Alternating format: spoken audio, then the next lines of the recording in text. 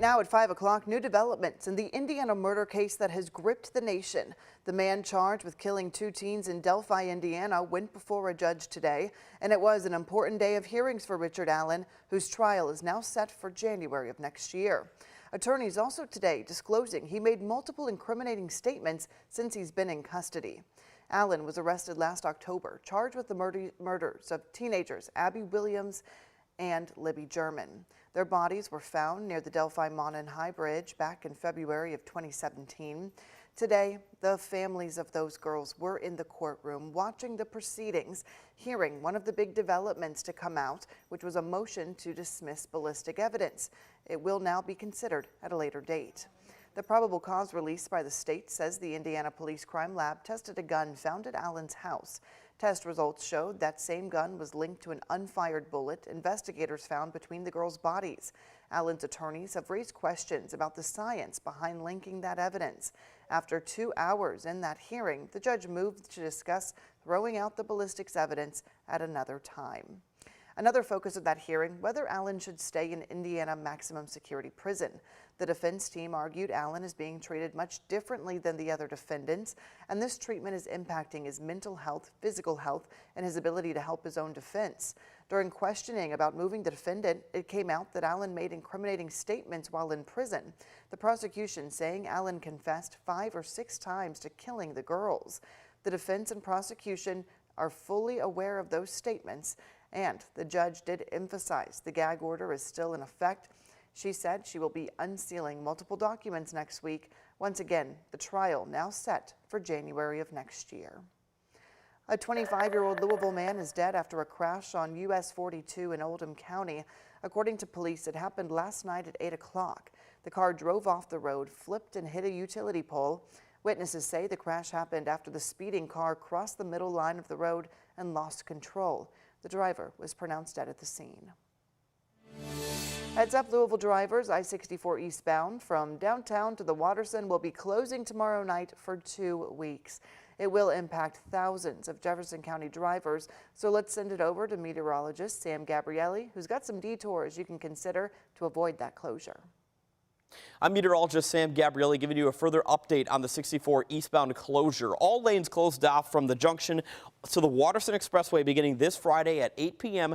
going until July 1st, the morning of July 1st, that is. So there's a couple of detoured routes you can be taking with this closure. The first one, most common route, is taking 71 northbound to the Waterson Expressway and taking that westbound, that is, towards 64, eventually towards the St. Matthews area. You can also hop onto 65 southbound, take that all the way down to I-264 eastbound, otherwise known as the Waterson Expressway, towards the east end of town. You can also, as well, maybe you want to get off the interstate, you can take the exit ramp actually from Broadway in 65. Take Broadway eastbound to Baxter and take Baxter to Bardstown Road and take Bardstown Road trailing all the way down to the south and east. And one more additional detour I want to mention as well. You can hop onto Main Street from downtown Louisville and take that to Frankfort Avenue. Frankfort Avenue eventually turns into Shelbyville Road. So there's a couple of routes you could be taking to avoid this closure along 64 the next 2 weeks.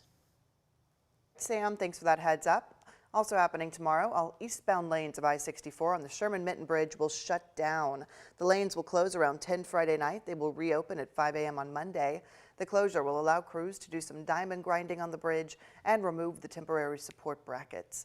During the closure, your best chance to get around it is I-265 to I-65.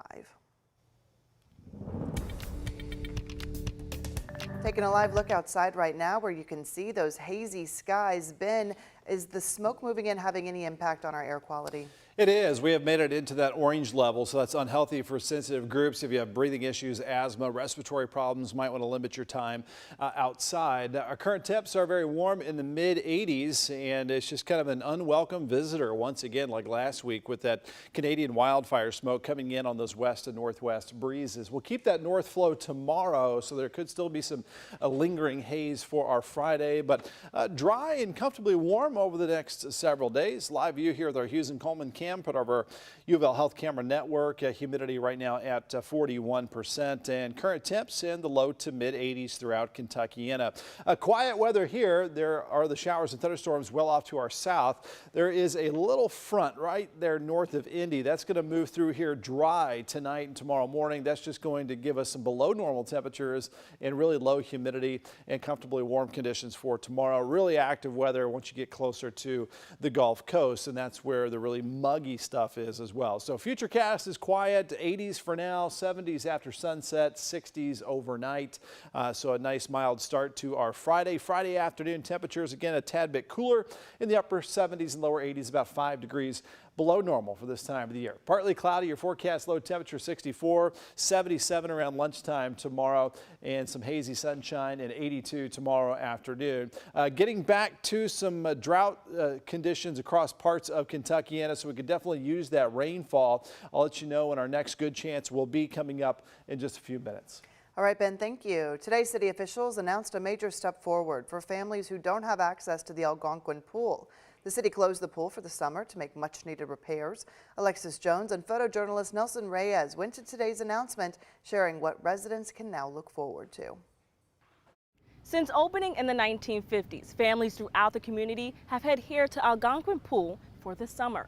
But when they learned the pool was going to be closed because of construction, they were left with no other options until today. District 1 will soon be able to take a dip in the pool once again. Whatever we was worried about, we ain't got to think about it no more. Thanks to Metro Council and Mayor Craig Greenberg. Thursday, they announced a new partnership providing summer passes to residents. This allows 200 families to swim at the West Broadway YMCA, 800 to have fun at Kentucky Kingdom, and all children to ride free on the Tark. We're honored to serve families by providing safe and healthy opportunities for recreation and enjoyment. The first person to gain access to those opportunities was Intel Wells.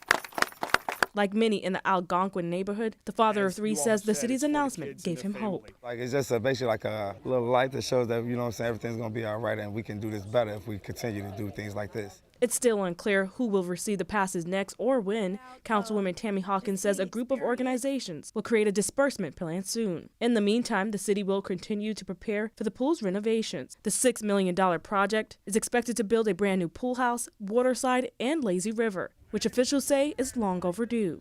Because parks and pools like the Algonquin Park and the Algonquin Pool mean so much to so many people. People who love to come here and swim, who count on it, and who deserve a first-class swimming pool that's on par with any pool in this city. In Louisville, Alexis Jones, WHAS11 on your side. Councilwoman Tammy Hawkins and other organizers say they plan to share more information on those summer passes coming up next week. Starting today until September 15th, Louisville Metro Animal Services is waiving reclamation fees for owned pets. LMAS says it doesn't want financial constraints to be a reason a beloved pet's not reunited with its owner. The shelter hopes waiving the fees is a step toward addressing inequality, making it so owners of all types can afford to get their pet back. As reckless driving incidents persist in Louisville, officials are now looking toward new creative ways to curb it. One idea is being rolled out now at Cox Park in East Louisville. The idea is rumble strips. The divots run the length of the parking lot at Cox Park. Officials tell us this area has been inundated with complaints and is now the first in Louisville to try out this new method. Metro Councilman Scott Reed says the tool has proven successful in other parts of the U.S., and he believes the rumble strips are the best way to go about curbing reckless driving in the park. We don't want people to damage their cars, but at the same time, we want a deterrent to keep people from dragging, from doing burnouts. So we want a safe park. Councilman Reed said depending on how the trial run grows with these rumble strips, they could expand to other parts of the park and then possibly other parts of Louisville that also see high numbers of reckless driving. The city recently passed a new ordinance to prevent street racing. Drivers can be fined up to $2,000 and have their cars seized for up to 6 months. Police have towed at least 35 cars in connection to this ordinance already.